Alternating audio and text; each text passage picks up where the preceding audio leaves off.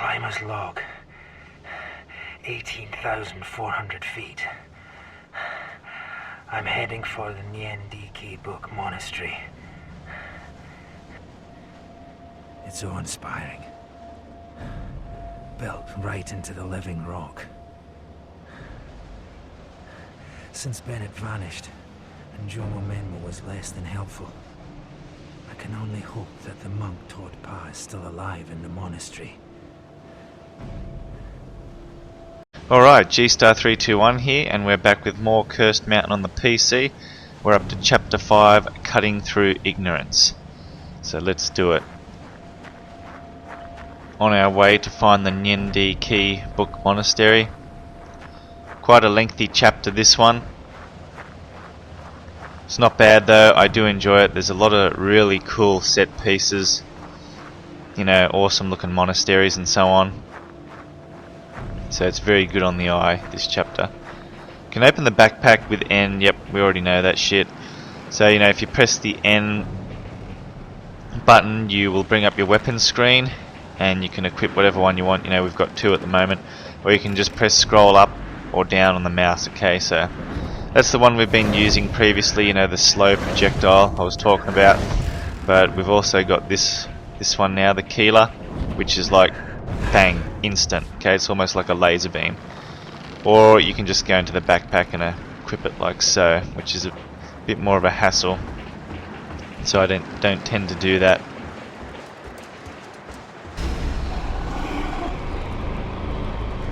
Ghost fight on the bridge. 2 ghosts. See, look at that. That's fucking awesome. I love this weapon. Okay. Instant. Bang. No projectile to be shot.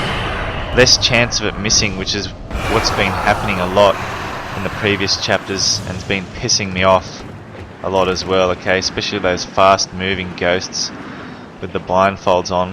Very, very fucking annoying how slow the projectile goes, and you know, they like to sway back and forth when they're coming at you, so there's always a chance that it misses. So this one should be a lot easier. Well, here we go. Space to jump out of the way there. Fuck, almost turned into tomato paste there.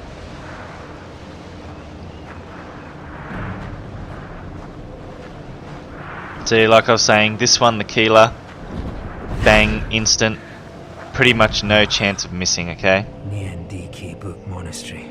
There it is. Looks peaceful from here. Something's not right. I hope Thodar is still alive. Thodar.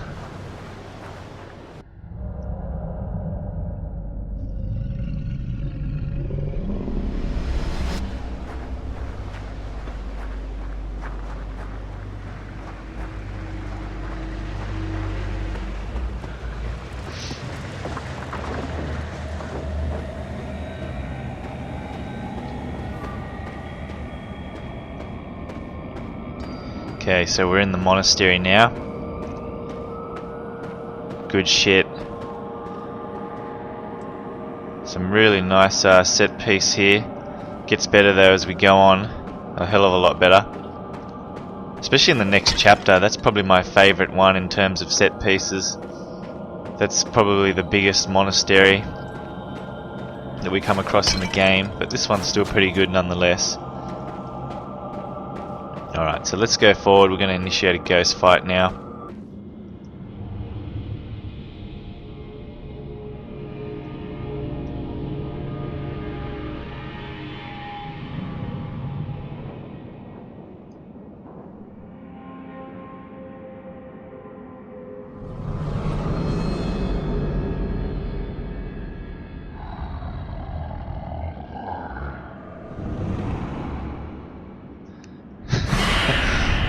Oh shit, look how close you are. Fuck. Oh, damn, that was fucking close. Where are you? Get away, fuck. Alright, so the only sort of downside, if you can call it that I can think of this weapon, the Keeler, okay, compared to the previous one is, okay, look, watch what happens when I shoot. I'm going to keep pressing the mouse button consecutively. It's quite a longer cooldown period compared to this one, okay? You can shoot up to 3 almost instantly, and then there's only like 1 second cooldown after that. But this one,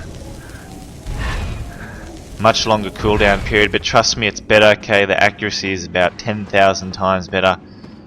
That's what I'll be using for this chapter. Probably didn't realise he was coming here to die. If he was looking for sanctuary here, he didn't find it. Alright, so key, which will open a door. And it's the door where I'm pointing at, up in the corner there, to be exact.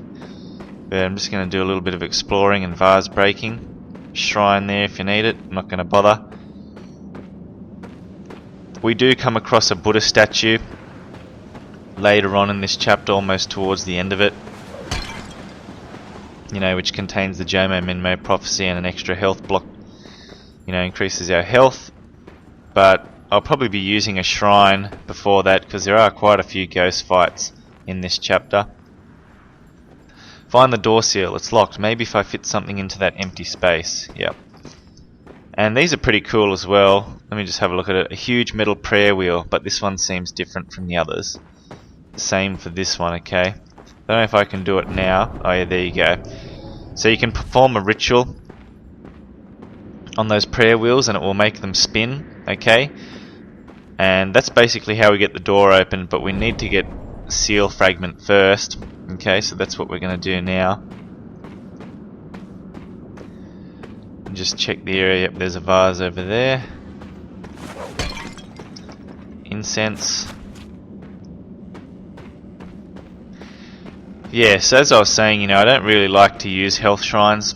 I do like to save my incense sticks for the later chapters, which are going to contain tougher ghost fights, okay? And I'm going to be getting hit a fair bit more.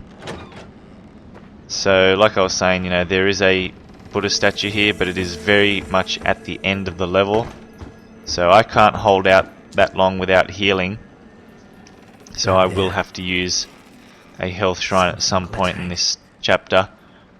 Or just keep doing compassion rituals against the ghosts, you know, either way. Key to the cellar door, okay? So we need to get down there. We can't yet, this is blocked off, and that's actually a piece of the seal fragment down there. There's 2 pieces of it. The next one will be here, just up that ladder to be exact. So we'll go and grab that now.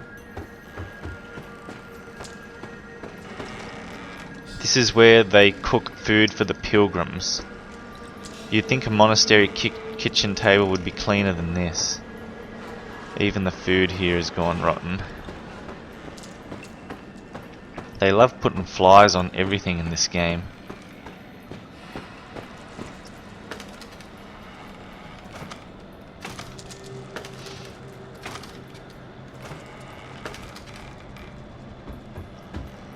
Vase.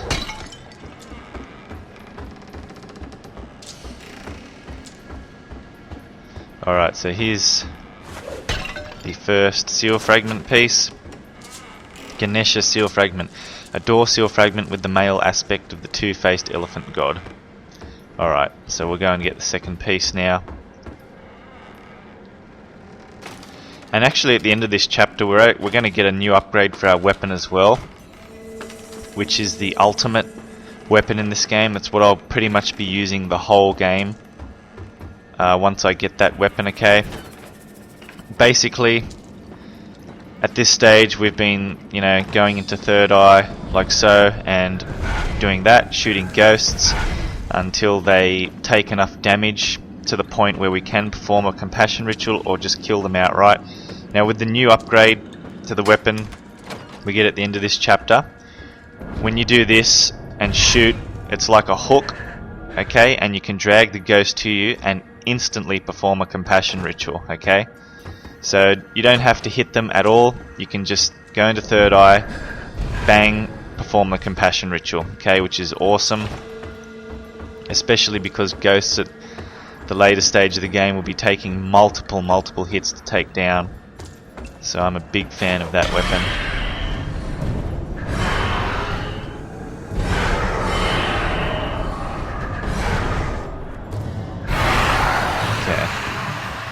don't think there's anything in this room. Let's get out of here.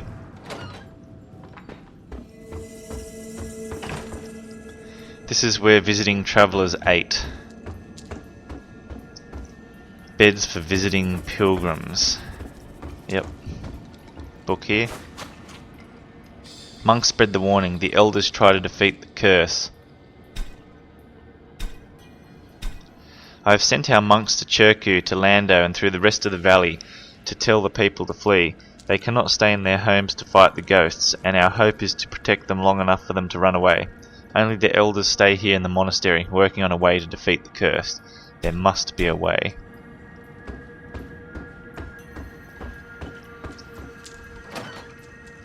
So we can go down here in the cellar now. We got the key for it before. Screen goes into this fucked up state. Ghosts whispering and shit. Don't like it. Fleeing novices. An old monk takes on the work of many. All the heavy lifting, the cleaning, the cooking, it is mine alone now. The novices have all fled. When the curse first reached our monastery, the elders were able to keep the ghosts at bay, but soon it became impossible to protect everyone and people started to disappear. Rumours spread like wildfire and the young ones ran away, down to Lando and maybe even out of the valley. I hope they are safe now. I will remain behind to fight the curse.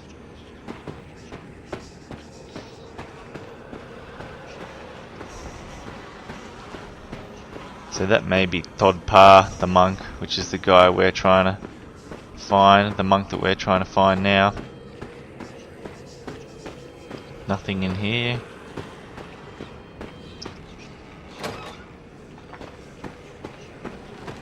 Okay, so we're in the cellar now. This is where the other seal fragment is. Okay, we saw it from up there before. Let's grab it. Ganeshani seal fragment. A door seal fragment with the female aspect of the two-faced elephant god. Ghost.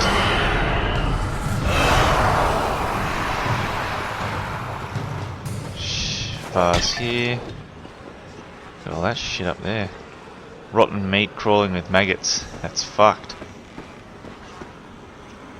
It's foul. Flies as usual. They love their flies in this game. Stairs have collapsed but the wood still looks solid. Okay, we can't go back up that way. Ooh.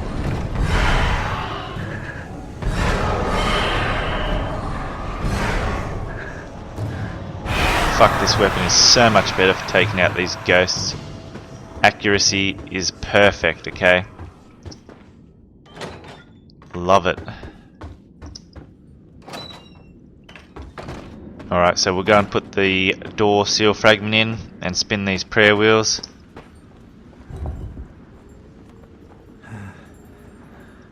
Door isn't moving. Yep. There must be something else. Alright, so that'll start spinning and we'll just do it again on the second one. And that will get the door open.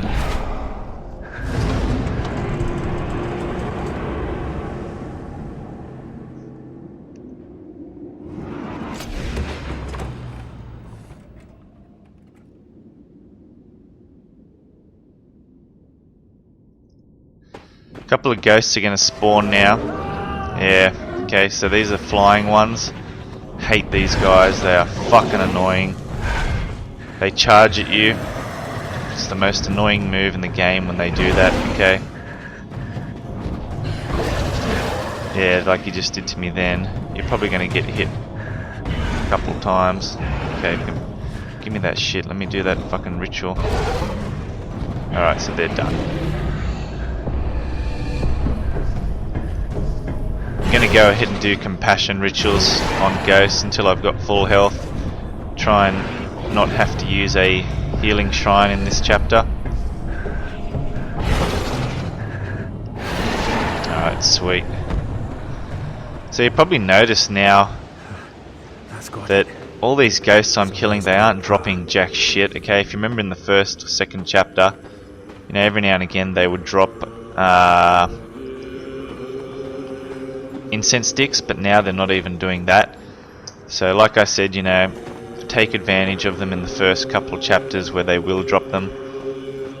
Later on, like now, they are never ever gonna drop anything, okay? Scroll painting detailing the monastery's history. Summiting Chomolonzo, diary note written by Frank, okay. Here's one thing I don't understand. No one has ever summited Chomolonzo. They go as far as High Camp but never to the top.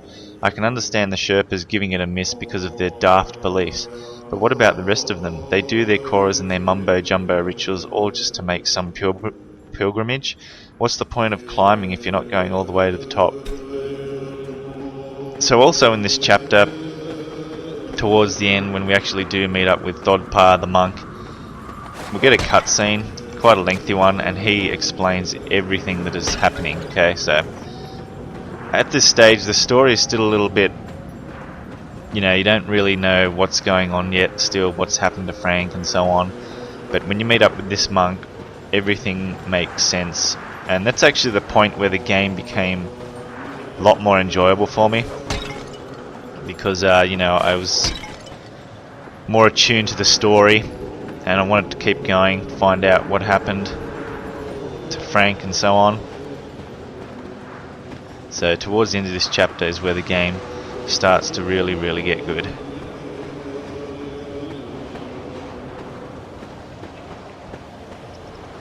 Prayer wheels with mantras that are recited each time the wheels turn. Boarded up door there, we can't go in there.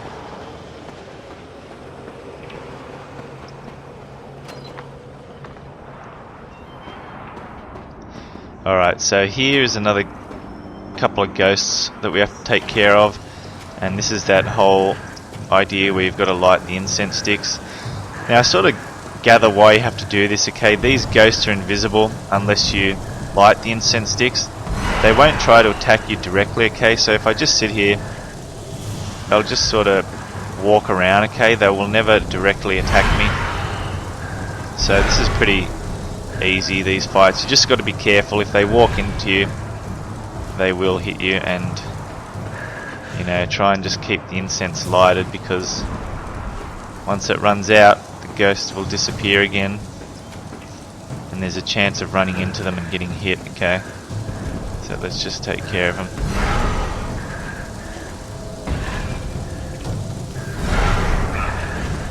Compassion, there we go.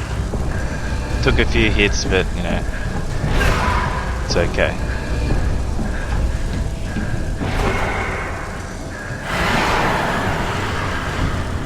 What the fuck, man? Fuck off, get away from me. Jesus Christ. This whole fucking room to walk in, he wants to just walk into me all the time. Jesus Christ. Alright, so they're taken care of. Done. Mandala offerings, detailed sculptures made of coloured butter.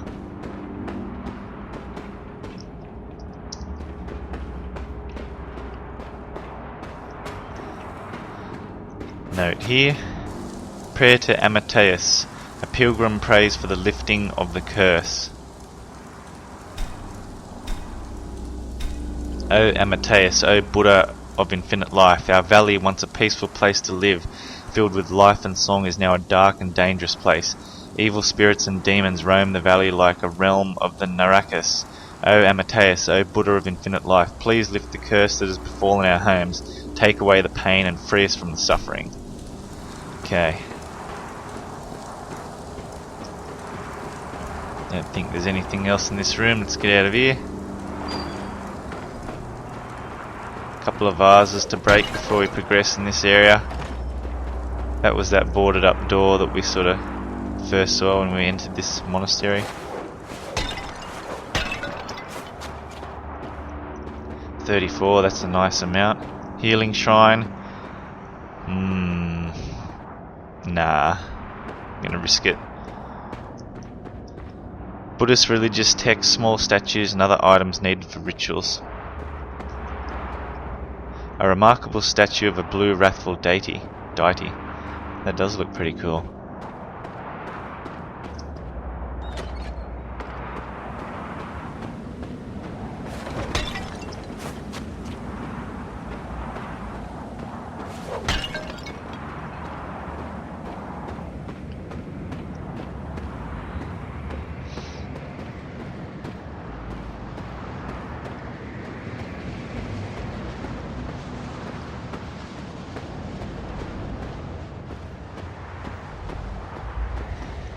Another monastery all the way up there.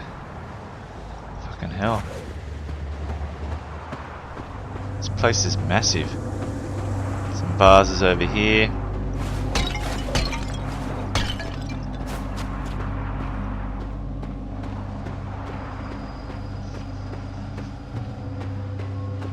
Alright, so we can't get through this door yet over here.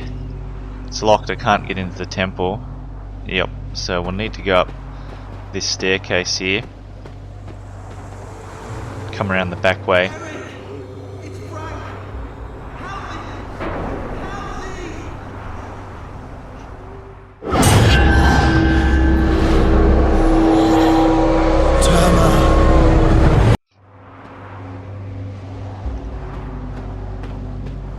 So some weird flashback visions going on. Still all a little bit confusing at this point. Like I said towards the end of the chapter, when we meet up with Thodar, everything becomes clear. The monk's refectory. Okay, that door ahead we can't go through yet, we need to break the seal. Can't go through here, it's boarded off, so we will go down here and get that seal removed. Just have to take care of a ghost fight in this area. So many deities, I don't know them all.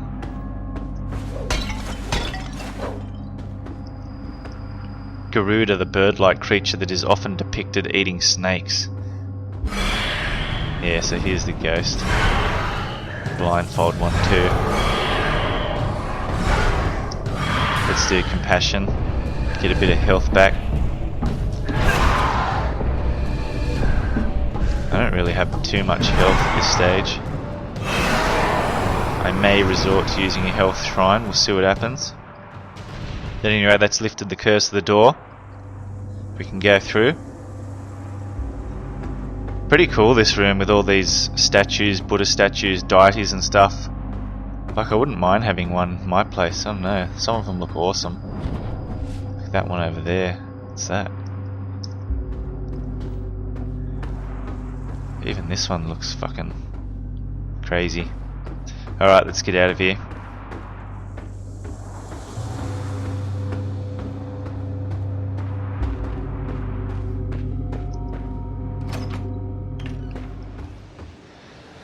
Okay, so this is eventually where we need to go, through this door here, but find the missing Buddha statue, the door to the upper monastery. I've got to get through here somehow. So as you can see, directly to the left and right of the door are two pedestals. One here contains a Buddha statue. Okay, small Buddha. This one does not. So we need to find the Buddha statue, bring it back here, and the door will open and we can go through.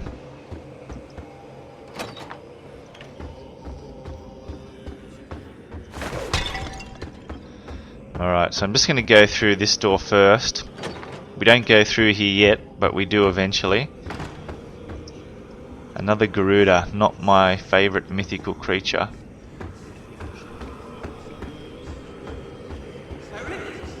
Where are you? Help me! Over here! Summit! Alright, so this door here is locked. Need to get a key to go through. But I just wanted to show you that first, okay? So we actually can't go through there yet. We need to go this way. It's empty. I think it says something funny on this one. No one has opened that cupboard in years, yeah. Made me a little curious, you know, I want to know what the fuck's in there if it hasn't been opened for years. Anyway, we can't open it. Go down here.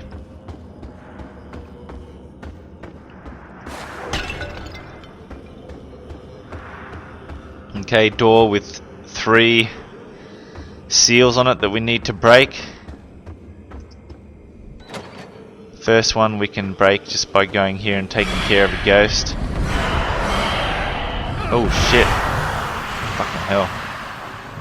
Ran through him, just panicked there, that was stupid. Alright, so there you go, one of them's been removed now. Health shrine, shit. I don't know. 108 Korras, a pilgrim's goal is delayed.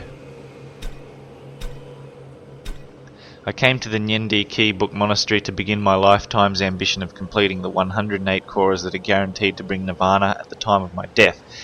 Each circling of the holy mountain will bring me closer to the realization of emptiness, but now I'm stuck in this monastery. Something terrible happened that makes it impossible to go outside these walls. I hope the lamas can protect me and lift the curse. Bang.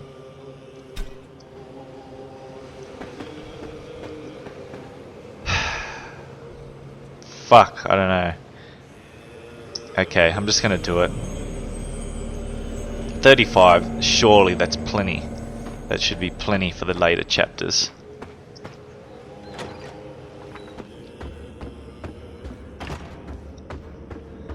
Alright, we need to go down the stairs now. This will lead us to another area. We can break one more seal of that door. A couple of vases, break them first. There we go, got an incense stick back anyway. Books about the life of Buddha. A golden ritual goblet. Large key. Key opens the door, yep. So that opens... Oh shit. So that opens that door that I first went to. I'm going to do compassion here, get more health back.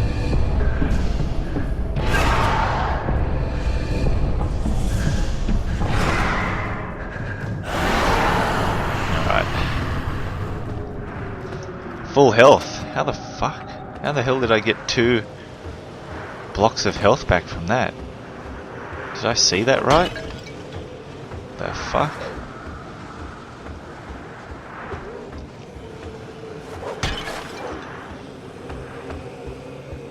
This is awesome. Look at this. Look at the view here. Okay. All the way down there you can still see villages. It's probably Cherku village, which we went through in the previous chapters, and we're slowly making our way up here to the monastery, and then we've got to go up there as well, which I believe is next chapter or something. I'm not sure. It seems too far away to be the next chapter because we go there relatively soon. A deity whose fingers form the Jnana Mudra, the gesture of knowledge. Gesture of knowledge, eh? Oh shit. Holy shit, fucking close. Studying ghosts. A monk explains the different kinds of ghosts. And there we go, there's one more seal removed from the door. Let's have a read of this monk's journal. I have been studying the spirits, ghosts and demons in the invisible realm. Some are earthbound, heavy ghosts who think they still live in the realm of the human beings. They have unquenchable hunger and they hate all living beings for still being alive. Others are air ghosts who hover or fly, sailing on the winds like smoke. They are thin and light and travel fast. They too are full of hatred and want to destroy all life around them. Yeah, those hovering ones are the most fucking annoying ghosts in the game to take care of because of that charge attack, okay? Seems rather unpredictable in how they're gonna go about and do the charge, okay? Especially if you're taking on 2 or 3 of them at the same time. It's just too hard to keep track of all of them, okay? And we're actually gonna be having a fight with 3 hovering ghosts coming up now as we make our way back to the top. So we're just gonna go to the top, open that door that was previously locked with that key we found, and we're going to sort of get on the top of the monastery, and that's where the fight will take place with 3 of these hovering ghosts. Fucking pretty tough fight, although not too bad, okay? We'll get through it. But I will probably take a bit of damage. That's one of the reasons why I wanted to heal here, okay? I just didn't want to risk dying on this fight.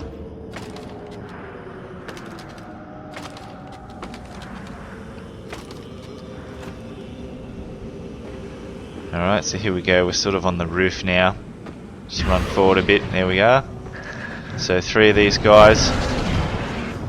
So they shoot projectiles, they charge. They're fucking annoying. One of them's wearing like a fucking freaky bull mask or some shit. I just got charged twice there. That was fucking horse shit. Alright, compassion, fuck off.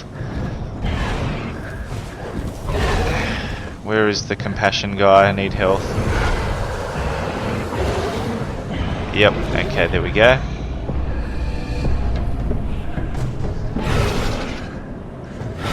Okay, sweet. Okay, you can compassion this guy. I just got shot by a projectile from the other guy. Impossible to focus on all of them, okay, unless you're just running around like crazy, dodging all their attacks and doing one hit at a time. I'm rather impatient when it comes to this sort of stuff, you know. I just like to get in there and just kill them straight away, as quick as possible.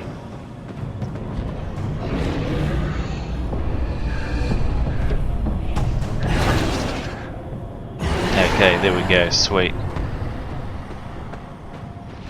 And that will remove the last seal on that door, and we can go through now.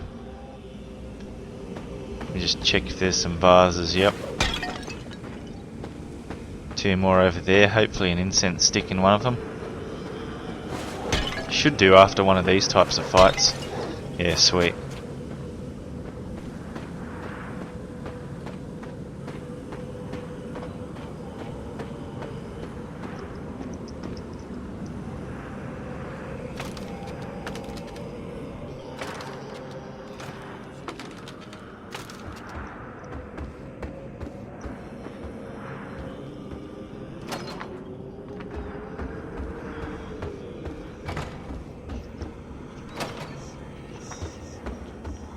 Okay, so that door is downstairs here.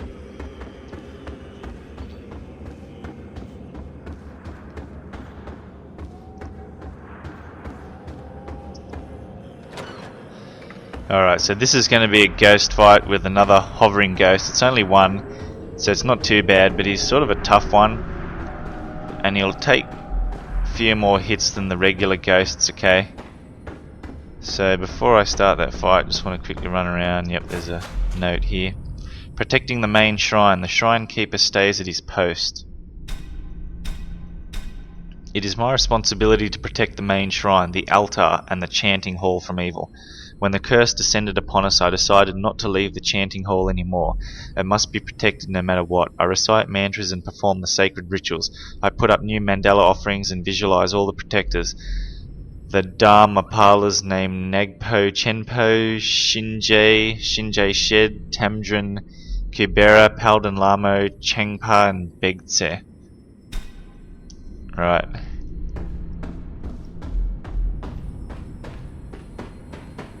Alright. So to start this fight, we'll go over here, and this is actually the Buddha statue, okay? We need this to plant on the pedestal, which will open the other door for us, so let's grab it. Small Buddha statue, looks like it could be placed on a socket. Yep.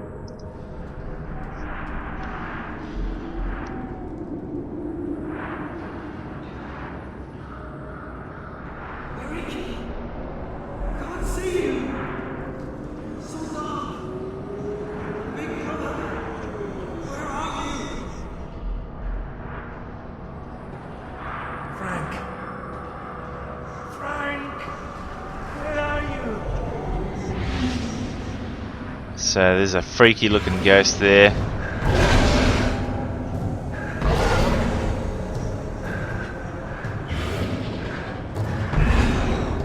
Three, four.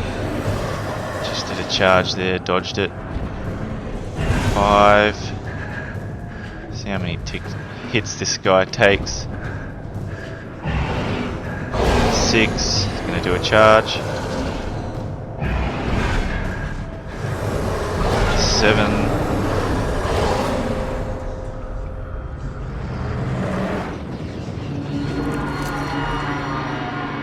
Alright, so 7 hits. Thodar there. I think that's how he saved us. He hit the gong and it did some shit to that ghost. Oh, here we go. Lagpa. The ritual hand symbolizes dexterity at performing the 4 powerful activities of pacifying, increasing, subjugating, and destroying. It also symbolizes dominance over all obstructing demons.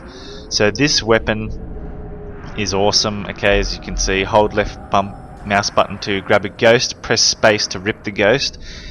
Basically, go into third eye, shoot it by pressing left mouse button. Okay, but if you hold it like that, it'll actually grab a ghost, and it'll come up with that ritual symbol, and you press spacebar to perform the ritual straight away. Okay, so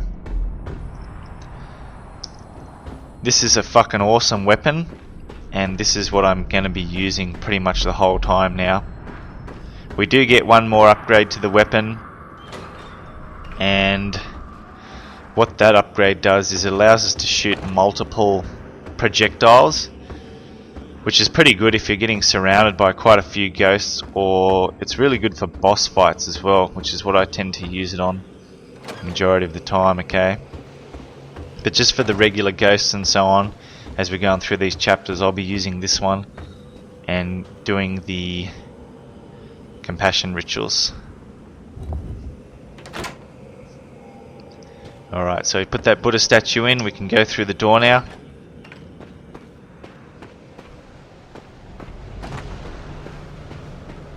That chair's in a bit of a random place. Oh shit, controls fucked up a little bit there.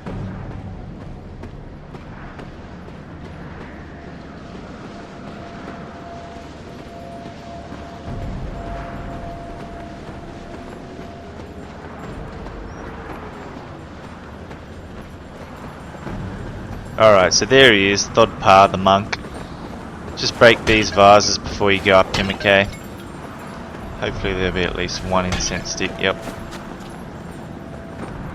Alright, you can't go in there, and you can't go back this way. Just show you what happens when you try and open the gate. Can't get out this way, no shit. So we'll go up to Thodar, and this will be not a lengthy cutscene, but you know, a nice one. It'll explain everything in the story. Let's go ahead and see what he has to say. Welcome to the Nyendikibuk Monastery, young Eric. I have been expecting you. I fear your journey until now has been a confusing one. Perhaps I can make things clearer. A year ago, I was studying in the monastery library when a trick of the light revealed that the ancient manuscript I was reading was actually a palimpsest, a scroll that had been written on, scraped off, and used again. What lay underneath was a breathtaking discovery: the location of an ancient terma.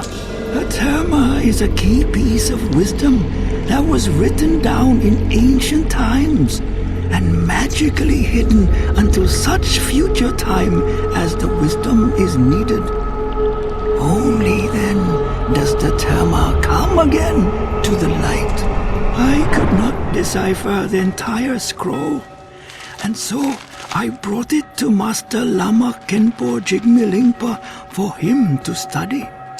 But in the meantime, I also told my good friend Edward Bennett what I had found, and that the terma lay waiting to be collected high on the sacred one.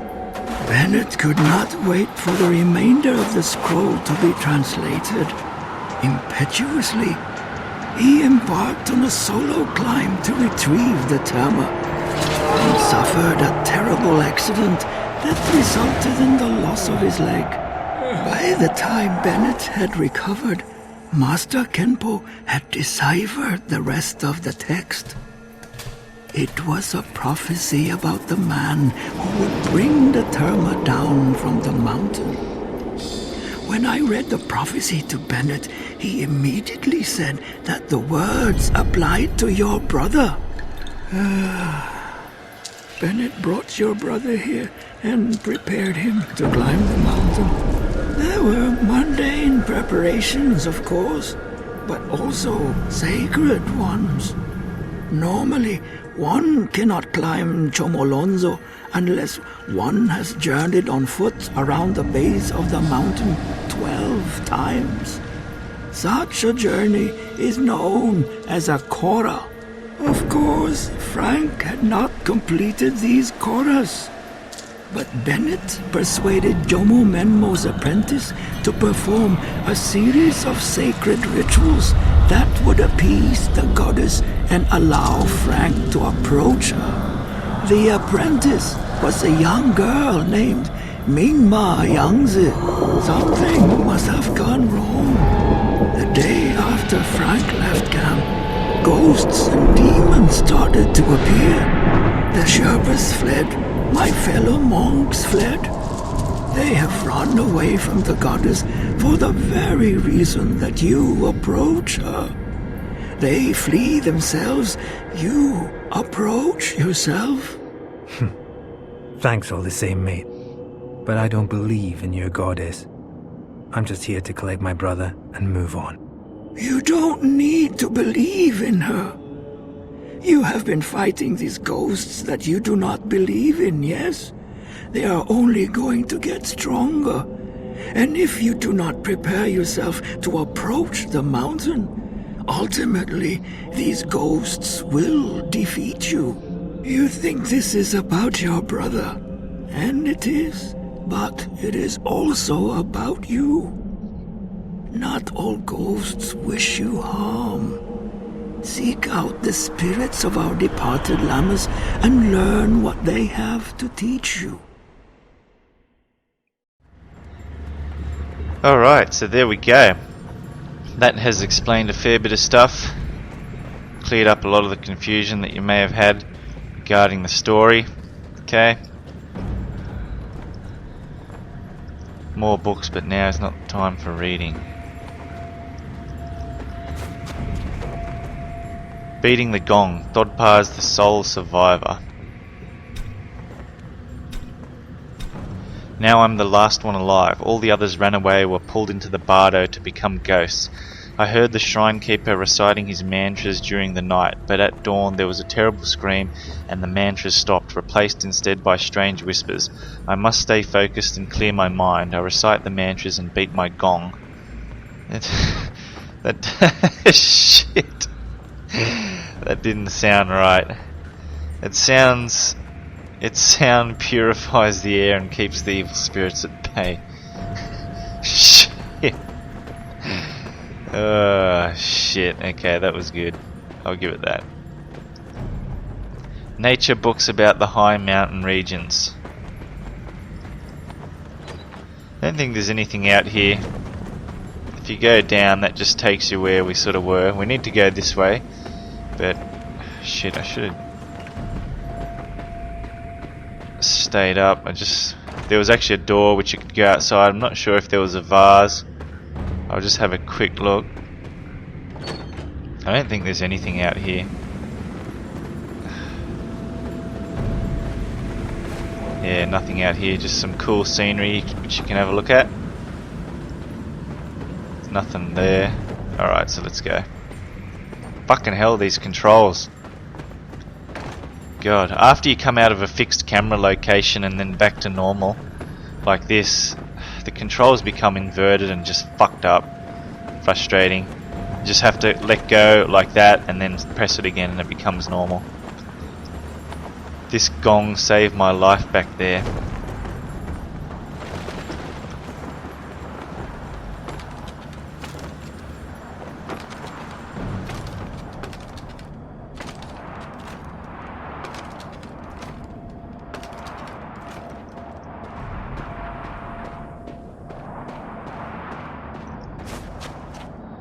The bardo, the transitional stage between one life and the next.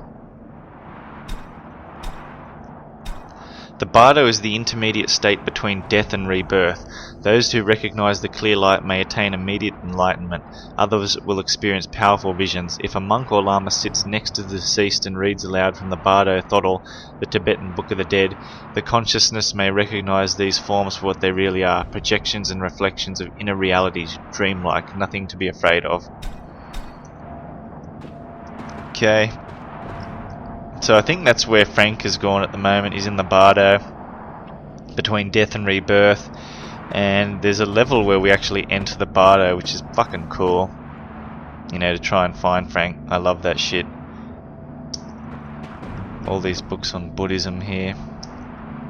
Alright, so here we go. This is another Buddha statue. Statue of Aksobya, the Buddha of Wisdom.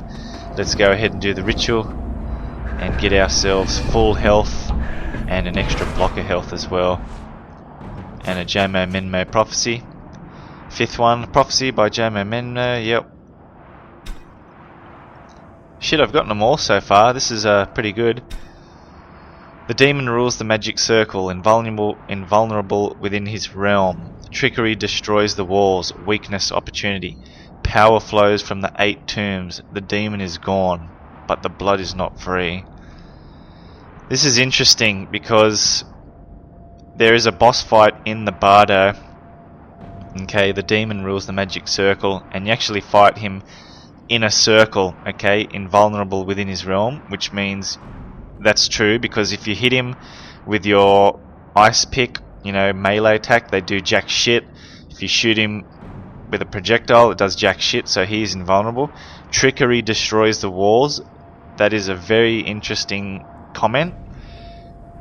Weakness, opportunity, power flows, yep. So, I didn't realise it the first time I played through this game, but this Jomo Menmo's 5th prophecy here is actually explaining how to take care of the boss in the Bardo. Very cryptic shit written in this game, okay? You know, unless you're paying 150% attention to all these texts, journals and books, you're really just gonna not... You'll skip it, basically, you know, you'll forget what's been said. Every time I read one of these books, you know, about 10 seconds later I just forget what it said. A lot of it's cryptic horse shit, which didn't really make sense, okay, but it's interesting now on my next playthrough to actually read stuff like that and go, oh, okay, that relates to that boss fight. So that's pretty cool. Sneak up on each ghost to record his mantra. This part fucked me up the first time I did it. Babbitt's buried here. Alright, so you can see that there's glowing shit. There's actually 3 ghosts in the area, okay? We need to sneak up behind them, hit the spacebar button to record their mantras. Now, if I go into Third Eye, you'll notice there's these spikes on the ground, okay? You need to keep going into Third Eye and make your way towards the ghosts without walking into these spikes, okay? If you hit the spikes, the ghosts will disappear. Alright, so we'll get the first one here.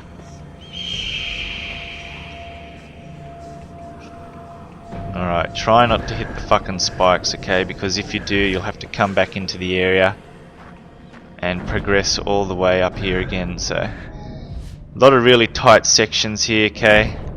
I think we're sweet now, we can go up.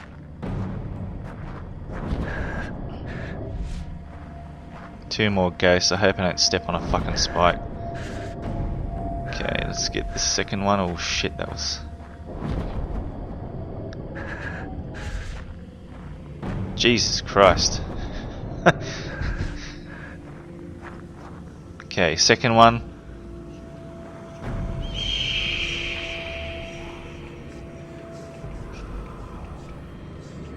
Shit, I don't want to fucking move. Ah, you fuck.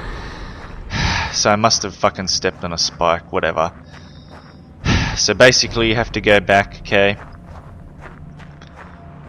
Yep, that's far enough until the ghost respawns and progress all the way to the top, so fucking annoying, okay? It's so tight, like you'd think they would have just made it a little bit more wider, the areas that you have to walk to. It's just unnecessarily complicated, okay? It doesn't need to be like this. The first time I did it, I didn't even know that you had to go into Third Eye to actually do this shit, okay? So that should have just been the puzzle in itself, not trying to fucking navigate through this narrow bullshit, okay? Like, if a fucking pixel of one of those spears touches you, it's game over, you know? What the fuck? How the... Oh my god! What the fuck, man?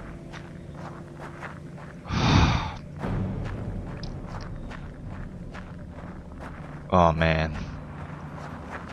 I have no idea what the fuck just happened then, okay? Because there should not have been any spikes. Now I'm getting angry, so I'm just going to start running. Hopefully that won't disturb the ghost. I haven't actually tested that. Alright, I'm going to walk through here because it's very, very tight. Probably got touched by a pixel of the spear or some shit, who knows. Fucking hell. Look how tight that is, and the controls are so... I don't know. Alright, so let me check. Maybe I walked into the ghost. Press it quick, there we go. I must have walked into the ghost and fucking disturbed him, but whatever, it's done now. Alright, nothing in this area. We can go back down. If you want, you can have a examine of these tombs. A small shrine that holds the mummies of deceased abbots. Some believe they keep whispering their sacred mantras even after death. So that's what they were doing just then, and we recorded their mantras. And we'll go down here now.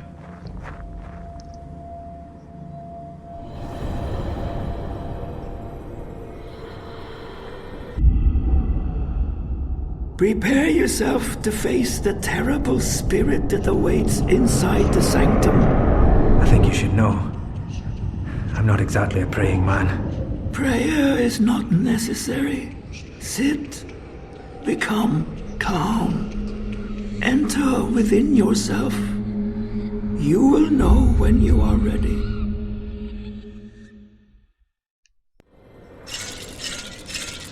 Alright, so we have to move our mouse clockwise and try and follow the pattern of this thing here.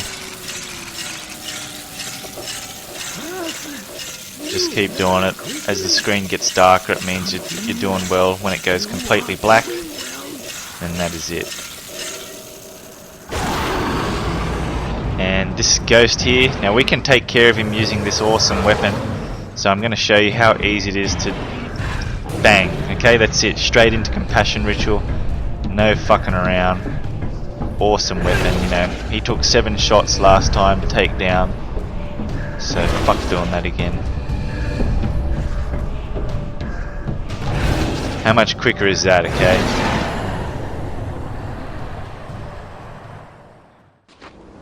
You are ready to move on. But I have hard news for you. I believe your brother's spirit may have passed into the bardo. You mean he's dead? Not exactly. It is possible for a spirit to return from the bardo. Dead's dead. But if his body's up there, I'm going to find it. Do not give up on Frank yet. This scroll will introduce you to Master Lama Kenpo. He will tell you about the bardo, how it might be entered, how a soul might be retrieved. I don't believe a word of it, but thanks all the same.